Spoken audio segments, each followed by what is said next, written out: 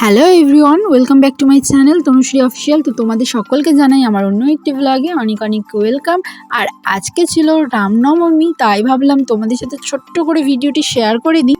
পাশের বাড়িতে ছিল পুজো, আর আমি যেহেতু শাড়ি পরি না, তাই ভাবলাম আজকে রামনবমী আছে, শাড়ি না পরলে হয়। তো এইদিকে দেখো আমি কিন্তু শাড়ি পরে রেডি হয়ে গেছি যেমন তেমন করে। তো চলো যাওয়া যাক। তো তোমরা ভিডিওটি দেখতে থাকো, স্কিপ করো না।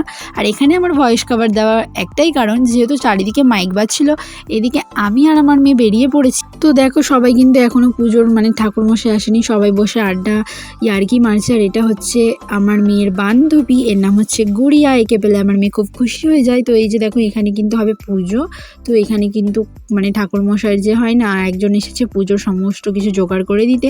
তো এখানে সে জোগাড় করছে, আর এখানে দেখো পুজোটা হবে। তো আমরা আবার এখনও হয়নি, সেই জন্য চলে আসলাম একটু বসতে। আর এই যে দেখো দুই বান্ধবী মিলে ঝগড়া করছে, মারামারি করছে। দুটো এত দুষ্টু কি বলবো তোমাদেরকে। এরা একে অপরকে এতটাই ভালোবাসে আর দুষ্টুমি করে যে বলার কথা নেই। এই যে দেখো এই কিন্তু বলছে মারলো, আমার মেয়েটা না একটুতে মেরে দেয়। তো এইদিকে কিন্তু পুজোতে বসে গিয়েছিল, আর আমরা এখানে সবজি কাটতে বসে গিয়েছিলাম। তো দেখো এখানে কিন্তু সবজিগুলো কাটা হবে, এখন কিন্তু সেরকম কাটেনি। তো চলো কাটা হয়ে যাক, তারপরে তোমাদের সাথে দেখাচ্ছি। তো এই যে দেখো এখানে কিন্তু আমরা সবাই হাসাহাসি করছি, মজা করছি, আর কিছুই না। তো ফাইনালি আমাদের এখানে সবজি কাটা কমপ্লিট, আর এখন আমার বান্ধবী কেটে যাচ্ছে, আমার কাটা হয়ে গেছে, পুরোটাই কাটা কমপ্লিট। তো এখানে দেখো রান্না হবে, আর আমাদের কি কাজ আছে, আমরা শুধু মজা করে বেড়াচ্ছি আর কিছুই না। এটা হচ্ছে দিদি, এটা হচ্ছে দিদির ছেলে, এটা দিদির মেয়ে, এটা হচ্ছে বোন, আর এটা হচ্ছে আমার বান্ধবী, তোমরা সবাই চেনো। আর এই যে দেখো আমি ফোন অন করা মানেই ও মুখ ঘুরিয়ে নেবে, ওর একটা হ্যাবিট হয়ে গেছে। আর আমাদের সবজি কাটতে কাটতে পুজোটাও প্রায় কমপ্লিট হয়ে যায়। দেন তোমাদের সাথে ভ্লগটি আমি সেরকম শেয়ার করা হয়নি পুজোর।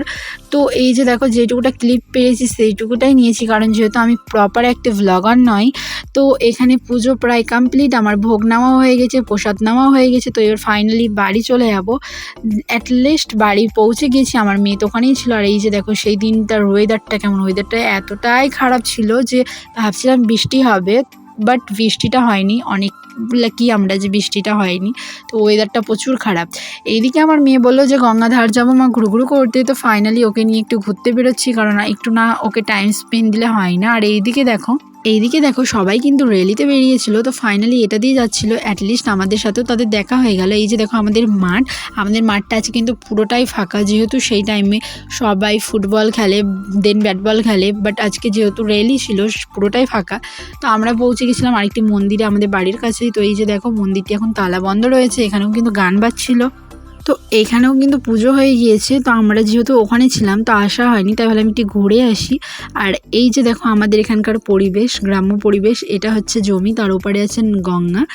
কন্টিনিউভাবে তোমরা ভ্লগগুলো আগে দেখলে বুঝতে পারবে যে আমাদের এই জায়গাটা পরিবেশটা খুবই সুন্দর। এইখানে দেখো আমরা তারপরে পৌঁছে গিয়েছিলাম বাসন্তী ঠাকুর দেখতে। আমার ঠিক মতো হয় না যে ভ্লগ করা হয় না। এই যে দেখো মাকে, তো সেরকমভাবে আমি এখানেও ক্লিপ নিতে পারিনি। যাই হোক, আমার মেয়েটা এতটাই দুষ্টুমি করছিল যে ক্লিপ নেওয়ার কথা হয়নি। হ্যাঁ, বাট অনেকগুলো ফটো ক্লিক করেছি, যেগুলো তোমাদের সাথে পারলে অবশ্যই শেয়ার করে দেবো শর্টসের মাধ্যমে।